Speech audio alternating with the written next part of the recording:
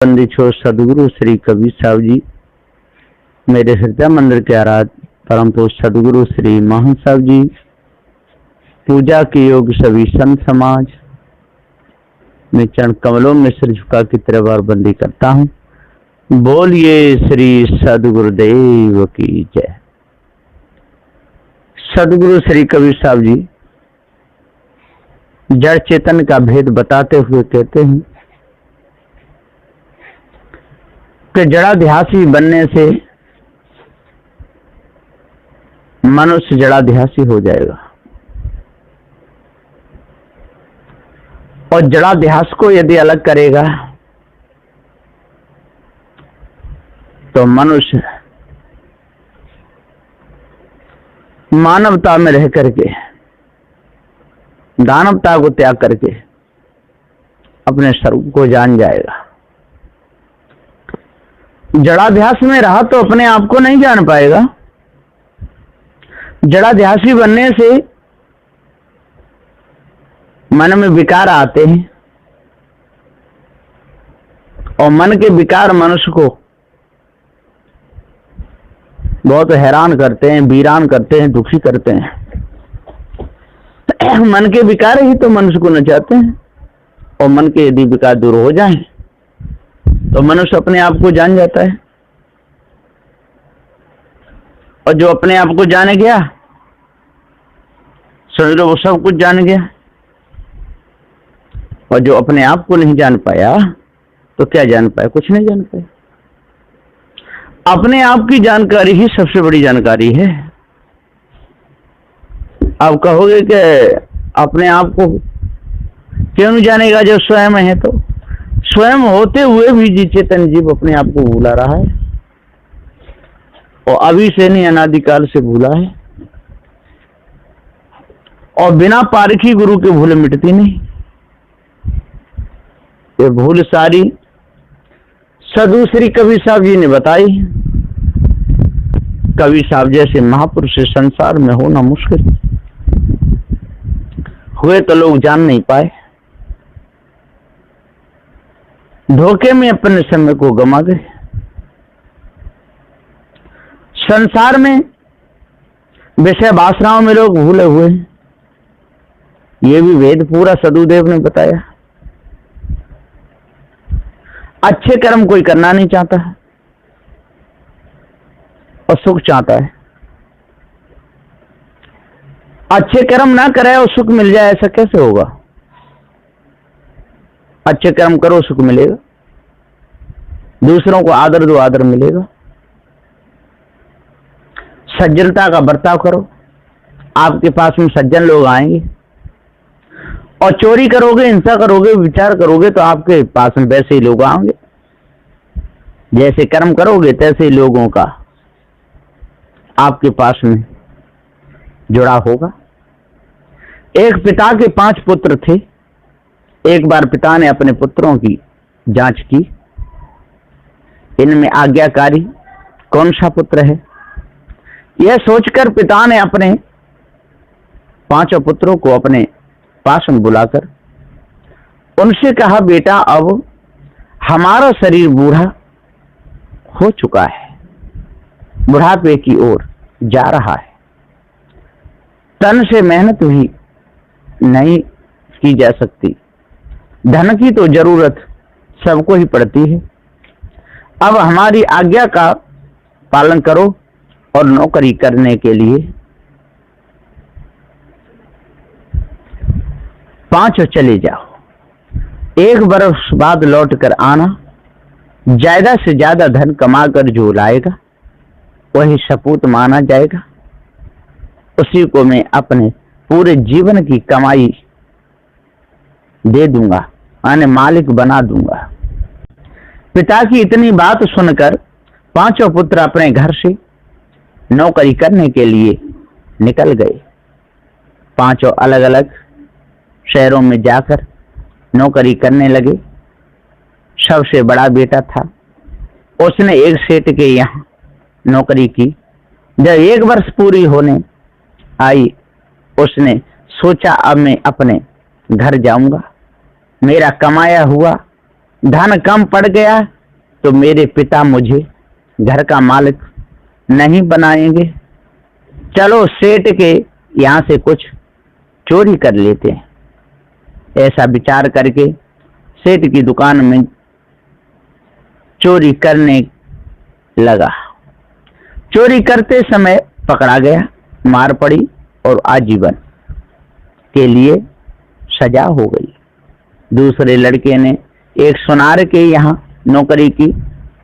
जब 1 साल हुई, उसके अंदर भी विचार आया, मैं घर जाऊंगा।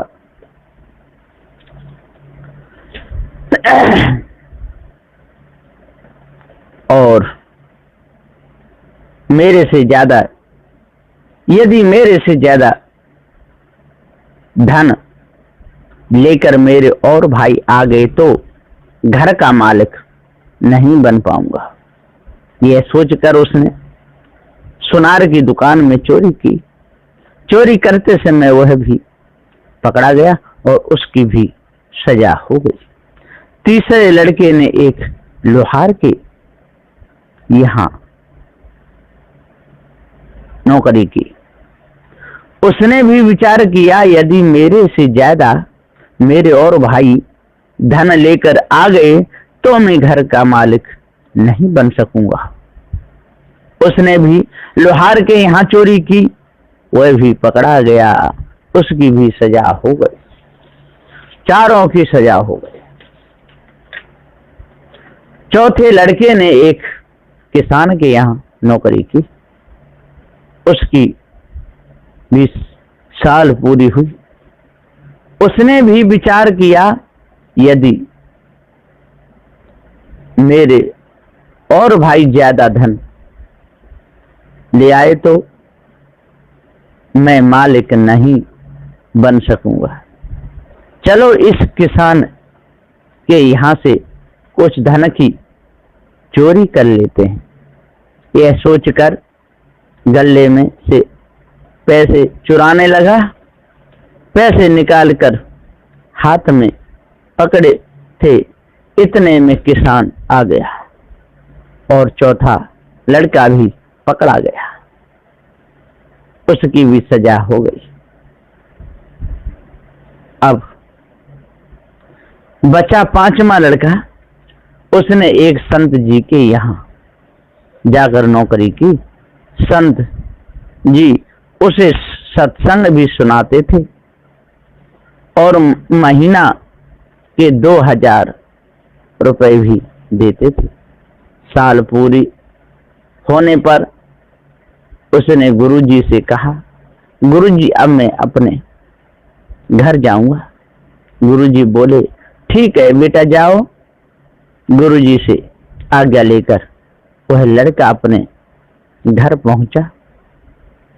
द्वार पर उसके पिता बैठे मिले। देखते ही पिता के पैर छुए। पिता ने सिर पर हाथ रख दिया और बोले, बेटा आपके और 4 भाई कहाँ हैं? बेटा बोला, पिताजी मैंने एक संत जी के यहाँ नौकरी की, चारों भाई आगे बढ़ गए, फिर मुझे नहीं पता।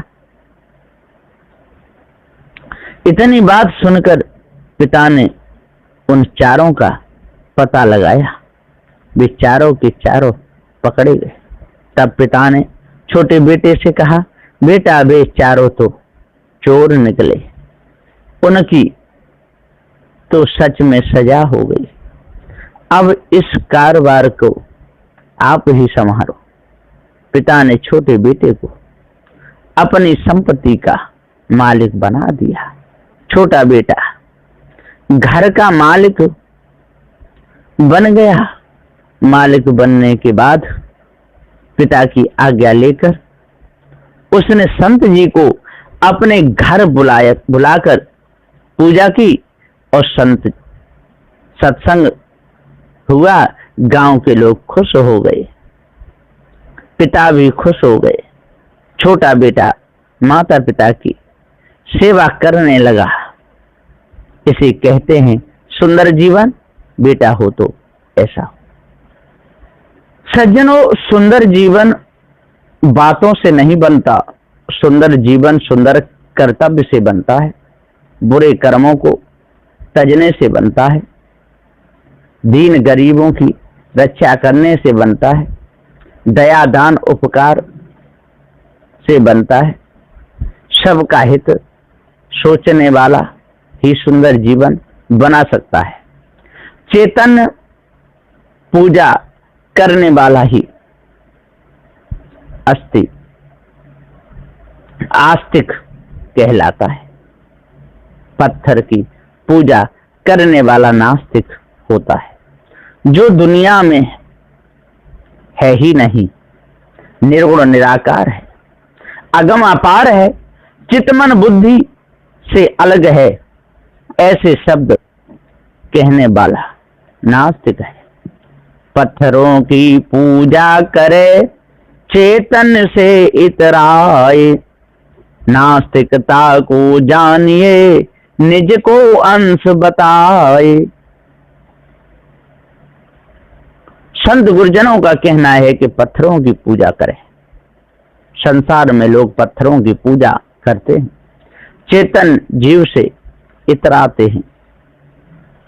अब देख लो, मिलान कर लो, कौन नास्तिक है और कौन आस्तिक है।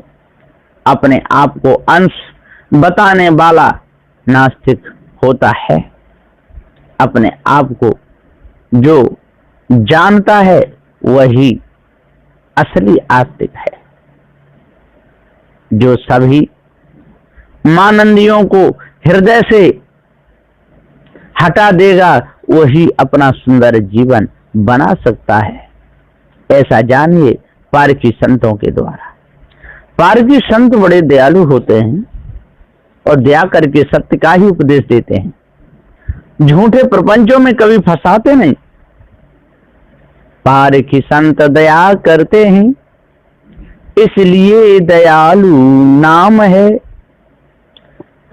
दयान करते जो जीवों पर उनका हाल बेहाल है।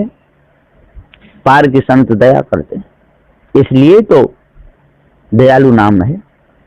जो दया करे वही तो दयालु हो सकते हैं, तो जो दया ना करें वो दयालु कैसे हो सकते हैं। पारखी संत सुबह से शाम तक दया ही दया करते हैं। दया करने का ही उनका काम है, दया करने का स्वभाव है। लेकिन लोग दया के नाम पर लूटते हैं, धोखा देते हैं और कहते हैं कि हम दया कर रहे हैं। वो दयालु नहीं हो सकते। धोखे में आना नहीं। हे भाइयों, देना किसी को ना है, तन मन से सेवा करो, भूल में आना ना है। धोखे में आना नहीं, कभी धोखे में आना नहीं, किसी को धोखा देना भी नहीं। तन मन से सेवा करो, भूल में आना ना है।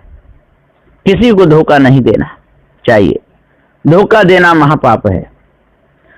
धोखा देने से जीवन खराब हो जाता है। धोखे से राम ने बाली को मारा, राम को कर्मों का फल भोगना पड़ा। कृष्ण ने मन में कपट रखा था, पांडवों को दुख दिया था बहुत भारी। कौरव सारे मरवा दिए थे। इसलिए धोखे में आना नहीं और धोखा किसी को जीवन में देना नहीं। जहां तक बने वहां तक सेवा करना सीखो। भूल में आना नहीं, और भूल में नहीं आओगे तो सुंदर जीवन हो जाएगा। हे मनुष्यों, नजर पसार कर देखो, इस संसार में कोई किसी का नहीं है।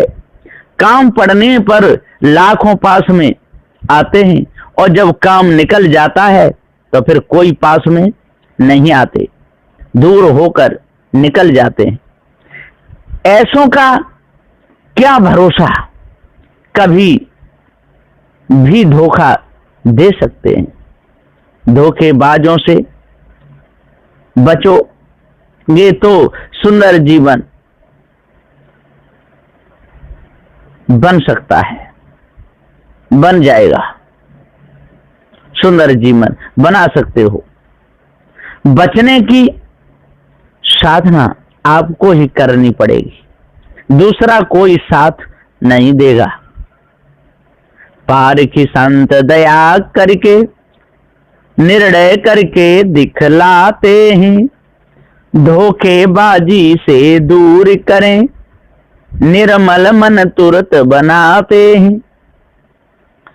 पारखी संतों का बहुत बड़ा उपकार है और वो दया सदगुरु श्री कबीर साहब जी की है पारखी संतों के ऊपर।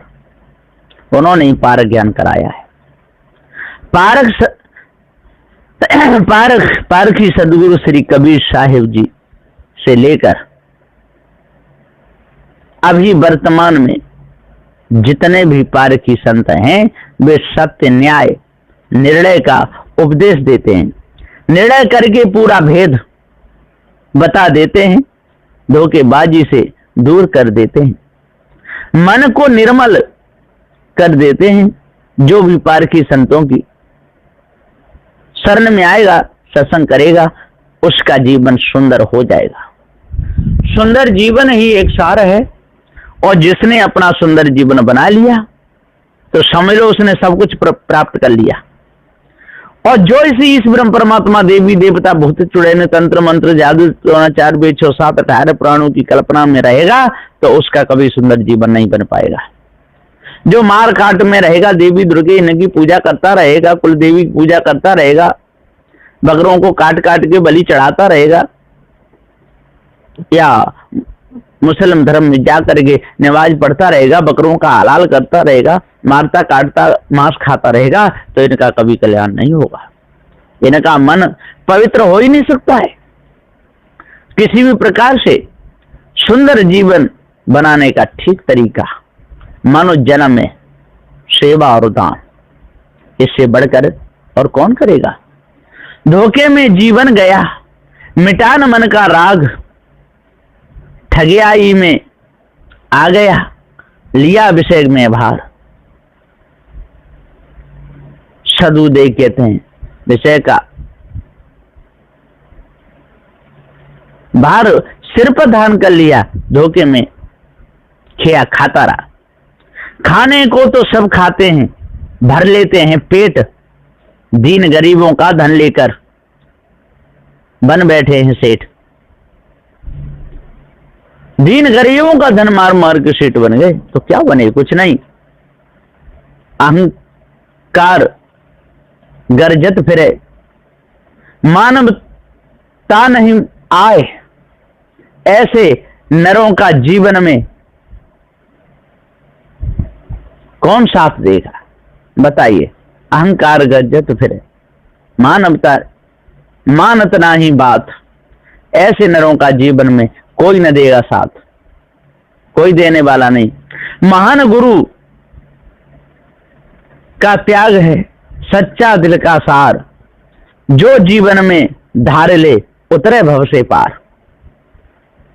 संत गुरुजनों ने हमको जो ज्ञान दिया है, जो जीवन पथ पे चलना सिखाया, त्याग बेर बताया है, पहले जीवन में उतारा तब सिखाते हैं।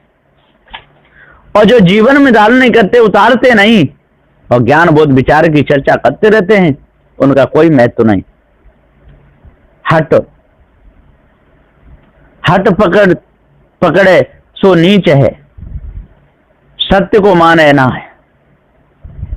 बिना सत्य के जगत में बंधन ना सहना है। सदुदय जी कहते हैं कि कैसे नसेगा। हठ पकड़े सो नीच है, सत्य को माने ना है, वो सत्य को नहीं मानता है, हट पकड़ लेता है। और बिना सत्य के जगत में बंधन ना सहना है। और जब तक सत्य स्वरूप अपने आप को नहीं जानेगा, धोखे को नहीं त्यागेगा, तब तक बंधन कैसे कटेगा, नहीं कटेगा।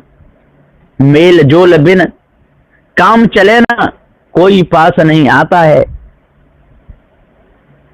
काम पड़ा रहता है सबका, बिगड़ धूल मिल जाता है। इसलिए भाइयों मेल जोर से काम लो, सत्य पथ पर चलो, सत्य को जानो, सत्य क्या है झूठ क्या है। जिस भेद को आप यदि जान लोगे तो सभी प्रकार की कालमा मिट जाएगी। आपके मन के सारे विकार दूर हो जाएंगे। और यदि सही भेद को नहीं जाना तो मन के विकार कभी दूर नहीं होंगे, मन में विकार बने ही रहेंगे। अपने धन को भूलकर कंगाल बन फिरता रहा, चोरी भी तू करता रहा, हिंसा भी तू करता रहा। अपने धन को भूल गया, अपने आप अपने अमर पद को भूल गया, इसलिए चोरी करता रहा। इसलिए तो सदुदेव को कहना पड़ा श्री कबीर साहब जी को रमेनी नंबर 32 में कि अंध सुदर्पण वेद पुराना, दरबी कहा महारस जाना, जस खर चंदन लादे भारा, परमद बासन जान कुमारा। कहीं कबीर खोजे असमाना, सो न मिला जो जाए अभिमाना। सदुदेव कहते कि गधे बन करके और विषयों के भार को लादते रहे, और मैंने इनको सत्य का उपदेश दिया तो परमल वास में जान गंवारा। मैंने चंदन के समान खुशबूदार भव से छूटने का इनको उपदेश दिया कि चेतन जीव तू सत्य है, तेरे ऊपर कोई इस ब्रह्म परमात्मा नहीं, लेकिन ये गधे ही बने रहे, परमल की बात सुंदर उपदेश को जे समझे नहीं। जस खर चंदन लादे उभारा, परमल बास में जान गंवारा। अंधे बने रहे, अंध सुदर्पण, जैसे अंधे के सामने दर्पण रखो, वो क्या जानेगा, क्या उसमें अपना चेहरा देखेगा, कभी नहीं। दरबी कहा महारस जाना, सदूज का दरबी करछुल, कोई महारसों को जानेगा? क्या हलवा में चले, क्या काऊ में चलाते रहो, उसे जलेबी बनाते रहो, पलटते रहो, सब्जी में चलाते रहो, वो कोई स्वाद नहीं जानेगा। इसी तरह जो अहंकारी, अभिमानी, हटी सटी, पक्षपाती, ये सत्य के उपदेश को नहीं जानते। जस खर चंदन लादे उभारा, परमल बासन जान गंवारा। कहीं कबीर खोजे आसमाना, और आसमान में खोजते रहे तो कोई परमात्मा है, और सोना मिला जो जाए माना।